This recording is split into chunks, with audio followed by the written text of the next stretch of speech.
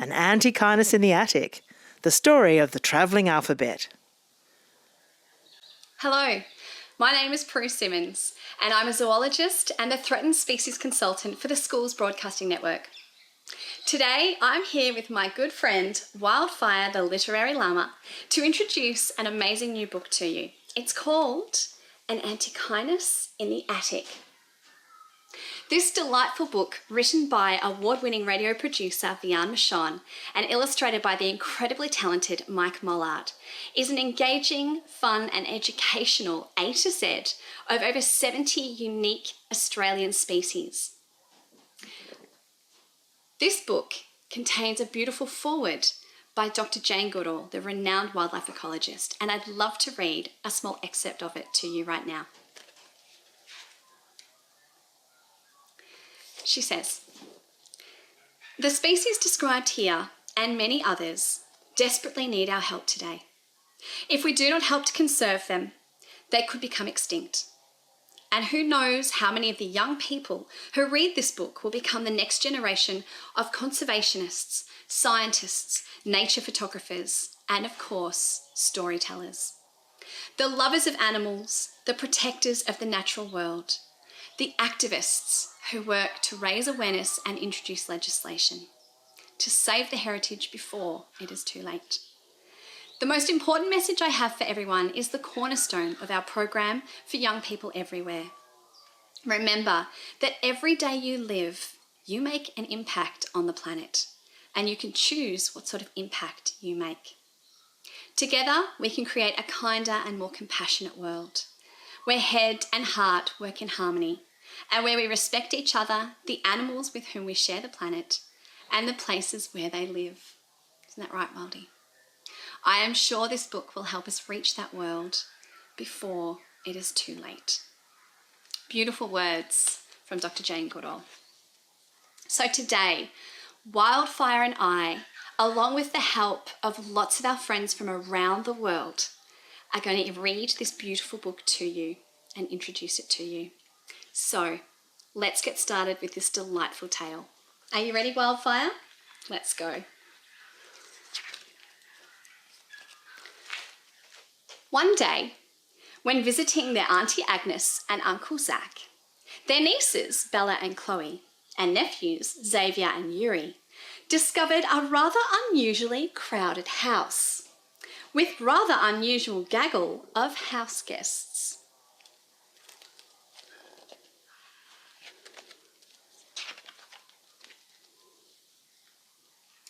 There was an Antechinus in the attic named Annie, who was always arguing with her brother Archie about the antenna on the armoire.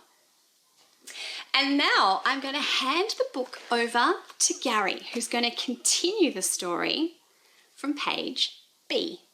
Here you go, Gary. Hi, my name's Gary and I live in Melbourne, Australia. Now, all the animals that you're going to hear about today in the book that we're reading all live in the Australian bush. A bit like this fellow, the platypus. He lives in the Australian bush, a very unusual creature. You might like to learn a little bit about the platypus. Now, what I like to do is find all about the names for animals when they're gathered together in groups or in families. It's called a collective noun. I know that's a big word, but that's all it means, just a group or a family. Like a pride of lions, you've probably heard of that, or a school of fish, or a gaggle of geese. Well, you might like to look up some Australian animals and work out what their collective name might be. Now today, I'm reading from the page for letter B. And the letter B, that stands for bandicoot, bilby, and betong, and also buzzing bees. Now the collective noun for buzzing bees that I like is bike of bees. But you might know swarm or hive. They have some really good names, and you might like to find them out. Now for the letter B. Brian the bandicoot was in the basement playing billiards with Bob the bilby and Betty the betong, while Brianna, the blue-banded bee, buzzed back and forth between a beautiful bouquet of bottlebrush and a bowl of Banksias. Bye. Thanks, Gary. Yama, everyone. My name's Corey Tutt. I'm a proud Kamilaroi man, and I'm going to read you a story about some threatened species today. In our culture, the corroboree frog means to meet or a dance. So, threatened species in Aboriginal culture is so important that we care for country and we care for the animals that inhabit our country. You know, we don't want to keep losing species like the thylacine or even the koala, so action is needed now. So here we go. Kathy the cockatoo sat on the chimney calling across to her friend Connie the cassowary who was curling cartwheels across the courtyard while Colin the corroboree frog was counting the candle nuts in the cabbage tree palm. Over to you, Claudia. Thanks! Hey, I'm Claudia. I'm from Little Wild Music in New Zealand and I am excited to read you the letter D. Shall we start? Let's have a little look at the pictures, shall we? We've got a dunart, a dingo and a dinosaur ant. Here in New Zealand, do you know we only have 2 native land mammals and they're both types of bats. No other native land mammals in our country. Let's have a little look. Who can you see right here? Donald, the dunart, was forever in the dunny, while his good mates David the dingo and Daniel the dinosaur ant waited determinedly in the den.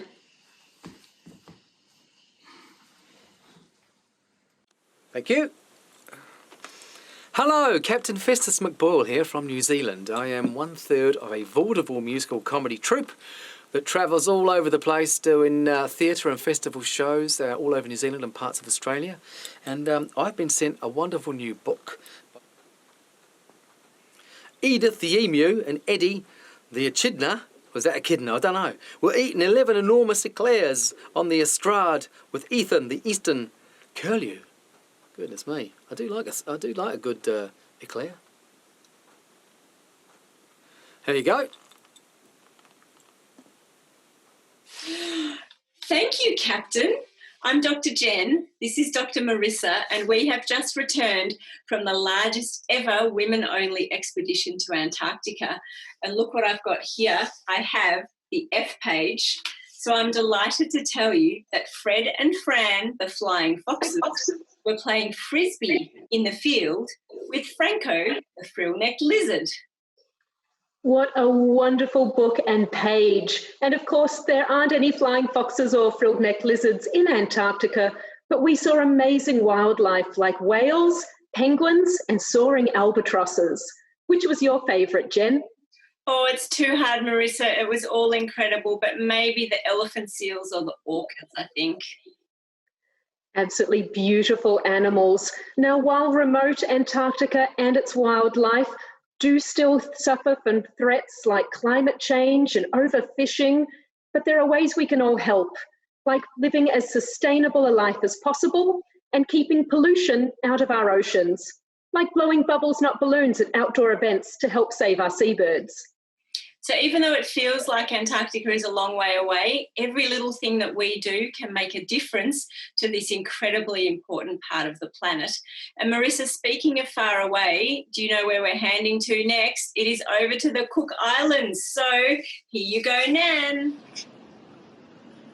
Kia rana, me taki ma'ata Jen. I'm Nan Hauser and I'm here in Rarotonga in the Cook Islands in the South Pacific. It's very beautiful here, as you can see, and I study the humpback whales. I love studying whales. It couldn't make me happier. My days are filled with wild adventures.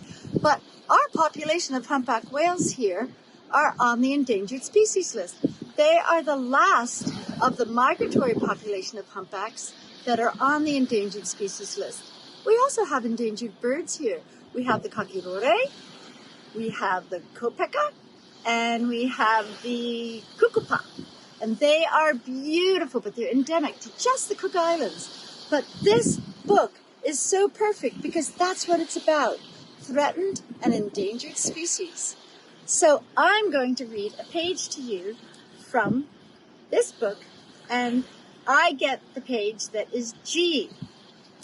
Gordon, the goanna, and Gertrude, the gala, were gossiping in the gazebo with Rata, the greater glider, and Gideon, the Gouldian finch. So it's really important that all of you kids Pay attention. Involve nature into your life and know that you need to protect these animals. And so someday I'll see you right out here with the humpback whales who have come from Antarctica to mate and give birth here. And so kakitera for now. Me takimaata. Kakite. Here you go, Regine. Thank you, Nan. Regine Bennett here from Kingston, Jamaica, and I'm the president of Kids Hub Media Network. Did you know that Jamaica's national bird, the swallow-tailed hummingbird or doctor bird, is one of the most outstanding of the 320 species of the hummingbird? It lives only in Jamaica, the land of wood and water. These birds produce iridescent colors characteristic only of that family. For years, the doctor bird has been immortalized in Jamaican folklore and song. Harry the hairy-nosed wombat was hiding in the hammock, while Helen the helmeted honey-eater hopped here and there, hoping to find it. Over to you, Anjali in India. Thank you. Hi, this is Anjali from Pune, India. I'm going to read a small piece for you from XYZ. Isabel, the island thrush, and Isaac, the ibis, were jumping about in the jacuzzi with Jenny, the jabiru. Did you know that we have ibis and jabiru in India as well? Both of these birds reside in the northern part of India. The ibis is called Indian black ibis, and the jabiru is called the black-necked stork.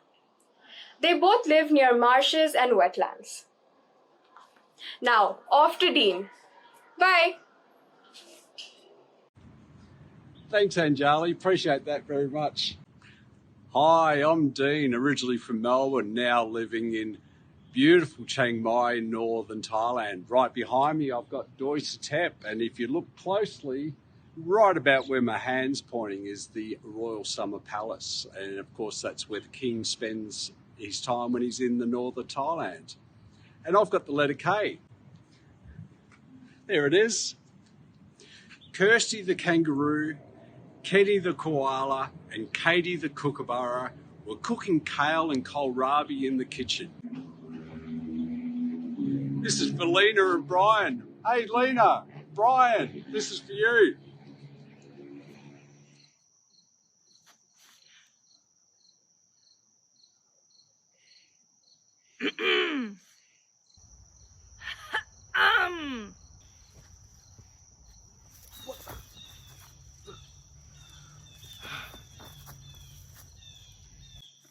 Lackey, the lyrebird, and Lenny, the legless lizard, were lounging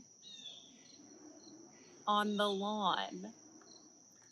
Licking lollipops on the lazy boy.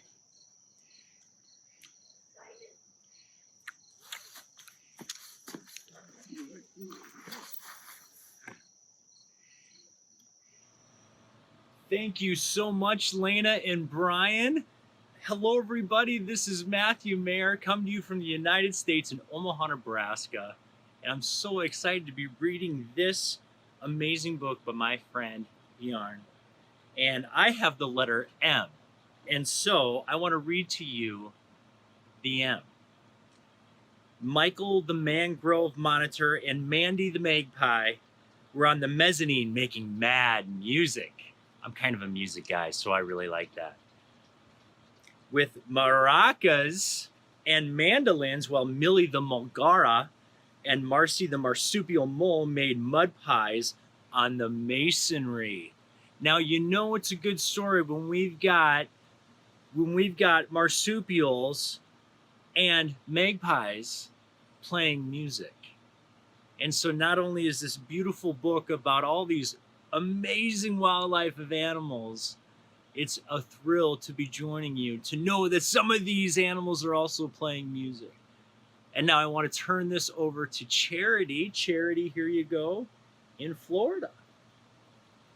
Thank you, Matthew Meyer. Hi, everyone.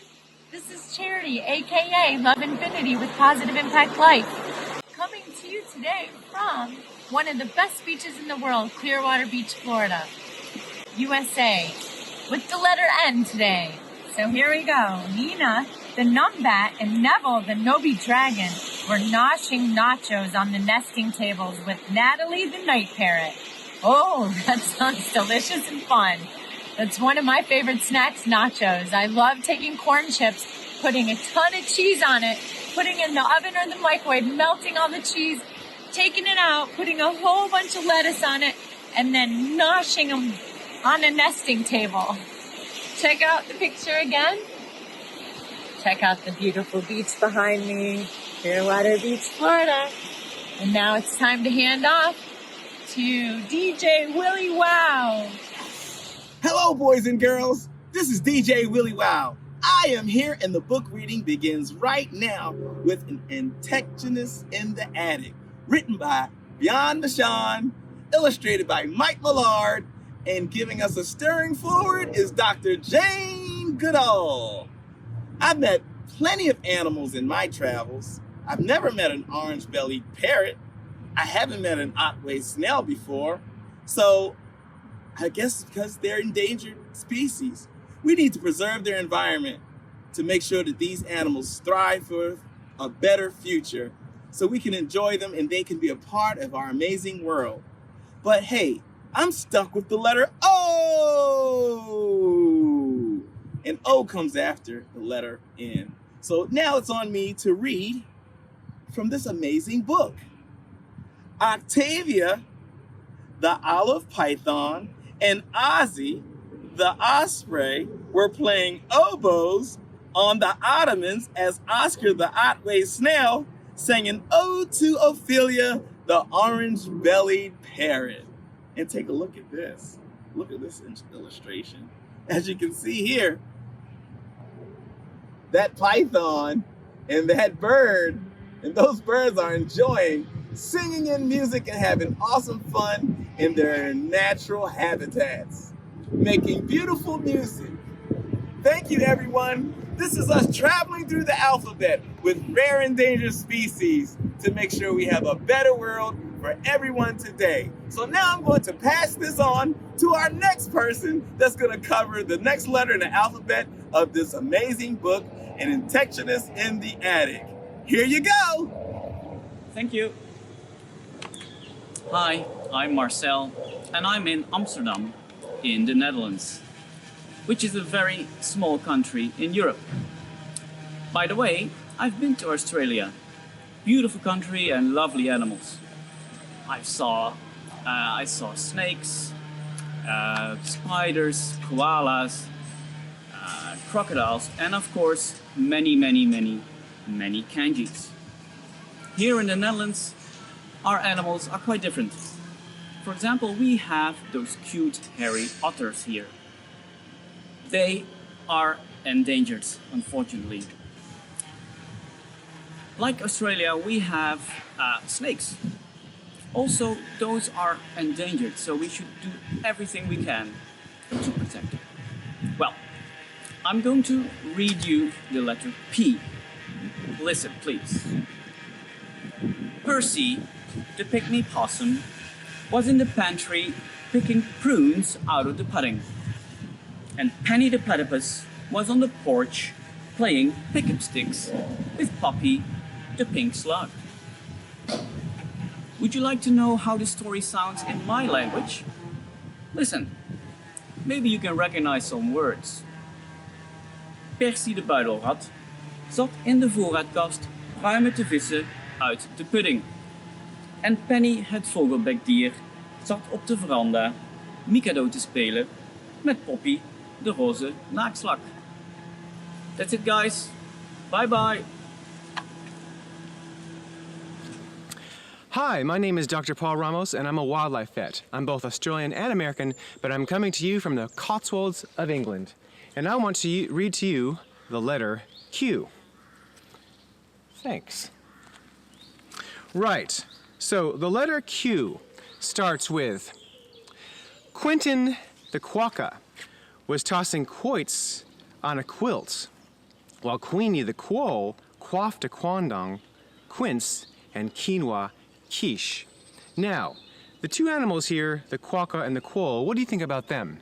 Well, both are mammals, both are native or endemic to Australia, both are about the size of cats, but the similarities end there. The quokka is an herbivore eating grasses and shrubs, and it's a macropod, which means big foot, in the family of kangaroos and wallabies.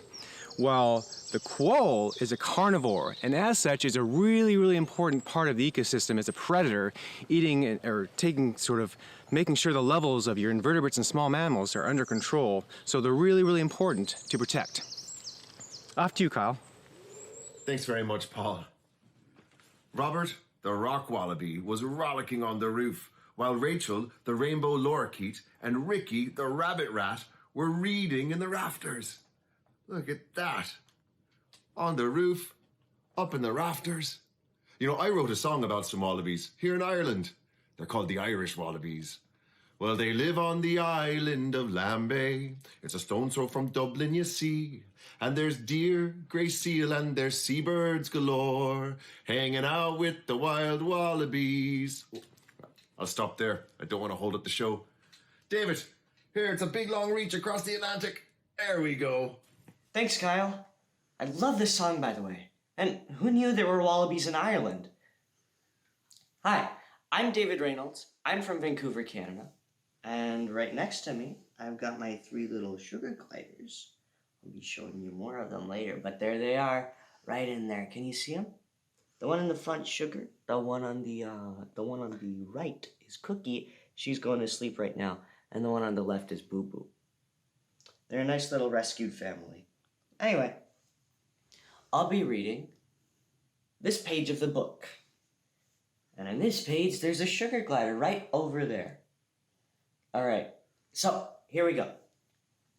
Susie the sugar glider and Sammy the skink were slurping sodas in the summer house, while Stuart the stick insect and Sebastian the stag beetle sat on the stairs, singing silly songs about syzygium. Now, you know, that's a pretty cute passage of the book. I love the sugar glider, by the way. Looks exactly like these little guys right here. Here. What do you think of the story, Sugar? Oh, you want to go to sleep? Of course you do. Oh. Now, these guys had kind of a rough life in their early life. Since their rescues, they didn't have the best time of their lives. In fact, their house actually burnt down, sadly. But now they're in a good house, and I'm taking good care of them. Anyway, gonna pass over the story to Tasneem now. See ya. شكرا. Hi, my name is Tasneem Zayed. I'm from Zawiya in Libya. Did you know turtles can live almost anywhere? That's right. As long as the climate is warm enough for them to breathe, they can live almost anywhere.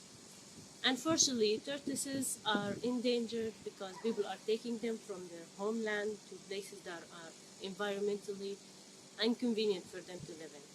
Now I'm going to read to you a curious tale. It's called An Antechinus in the Attic. It's an A to Z of an amazing Australian wildlife. Tommy the Tasmanian Devil and Theo the Thylacine were playing a tournament of tennis with the Tula the tree frog and Tommy the tortoise. There you go. Thank you, Tasneem. Namaste and hello from New Delhi, India. My name is Riya Yadav and I am the youngest female motorcyclist to ride to Khadogla, which is in the Himalayan region of India. Did you know Himalayas are the home to the largest species of butterflies known as the golden birdwing? Now I'm going to read the letter U. Ursula the Ulysses butterfly was underneath an ultramarine umbrella with Ulrich the underwoody saurus who was playing the ukulele. Here you go, Urini. Gracias. Hello, welcome to Medellin, Colombia. This is the Metro Cable System. My name is Yurani. Did you know that Colombia has more than 1,900 bird species, which is approximately the 20% of the entire world? We also have more than 150 hummingbird species. Those are the little animals that can fly backwards. And sadly, Colombia has around 72 bird species that are threatened. Okay, I'm going to read the B and W. Vernon, the variegated fairy wren, and William, the willy wagtail, were whistling in the watertats outside the vestibule. Gracias. Hi, I'm Wendy. I'm here in San Miguel de Allende, Mexico. Did you know that we have something in common? We have the same monarch butterfly that you have in Australia, right here in Mexico. But did you know that 150 years ago, our butterfly was imported to Australia? And it winters, it migrates all the way from northeast to United States and Canada, and it winters here in central Mexico. I'm going to read to you from XYZ. And in the Xanthoria grass tree, Yasmin, the yellow wattlebird, yodeled and yawned, while Sahara, the zebra finch, and Zoe, the zodiac moth, zigzagged in and out of the Zamia fern. Thanks, Wendy. Wow, this incredible story has made it right around the planet and been read by so many amazing people. So let's see how it ends. You ready, Wildy? Let's switch over to my beautiful printed copy. All right, let's have a look at how this amazing story ends. Oh my, cried the cousins in dismay. There's no room for us. So, Annie and Archie the Antechinus, Brian the Bandicoot, Bob the Bilby, Betty the Betong, and Brianna the Blue-Banded Bee, Kathy the Cockatoo, Connie the Cassowary, and Colin the Corroboree Frog, Donald the Dunnart, David the Dingo, Daniel the Dinosaur Ant, Edith the Emu, Eddie the Echidna, and Ethan the Eastern Curlew, Fred and Fran the Flying Foxes, and Franco the Frilled-Necked Lizard, Gordon the Goanna, Gertrude the Galah, Greta the Greater Glider, and Gideon the Gouldian Finch, Harry the Hairy-Nosed Wombat, and Helen the Helmeted Honeyeater, Isabel the Island Thrush, Isaac the Ibis, and Jenny the Jabiru, Kirsty the Kangaroo, Kenny the Koala, and Katie the Kookaburra, Lockie the Lyrebird, and Lenny the Legless Lizard, Michael the Mangrove Monitor, Mandy the Magpie, Millie the Mulgara, and Marcy the Marsupial Mole. My goodness, there's a lot of animals. Nina the Numbat, Neville the Nobby Dragon, and Natalie the Night Parrot, Octavia the Olive Python, Ozzy the Osprey, Oscar the Otway Snail, and Ophelia the Orange-Bellied Parrot, Percy the Pygmy Possum, Penny the Platypus, and Poppy the Pink Slug, Quentin the Quokka, and Queenie the Quoll, Robert the Rock Wallaby, and Rachel the Rainbow Lorikeet, and Ricky the Rabbit Rat, Susie the Sugar Glider, Sammy the Skink, and Stuart the Stick Insect, and Sebastian the Stag Beetle. The list goes on. We're nearly there. So many animals. Tommy the Tasmanian Devil, Theo the Thylacine, Tallulah the Tree Frog, and Tammy the Tortoise, Ursula the Ulysses Butterfly, and Ulrich the Underwoodosaurus, Vernon the Variegated Fairy Wren, and William the Willy Wagtail, Yasmin the Yellow Wattlebird, Zahara the Zebra Finch, and Zoe the Zodiac Moth. Whew, that's quite a list. Wow. They all ran, flew, fluttered, crawled, waddled, slithered, slimed, scurried, and hopped their way back to their own homes. And there they are, all on their way. So many animals. Ah, peace at last, sighed Auntie Agnes, Bella, Chloe, Xavier, Yuri, and Uncle Zach, as they sat in the summer house, sipping sarsaparillas while watching the sunset on a strange gaggle of visitors, all disappearing across the horizon and into the evening light. In the end. Wasn't that a beautiful, beautiful story? Did you like that one, Wildy? Now you can actually have your own incredible copy to have at home. You can order An Antechinus in the Attic right now from anywhere around the world. A percentage of every purchase of this beautiful book will be going towards conservation and youth projects right around Australia. So please do get your copy today and support these causes.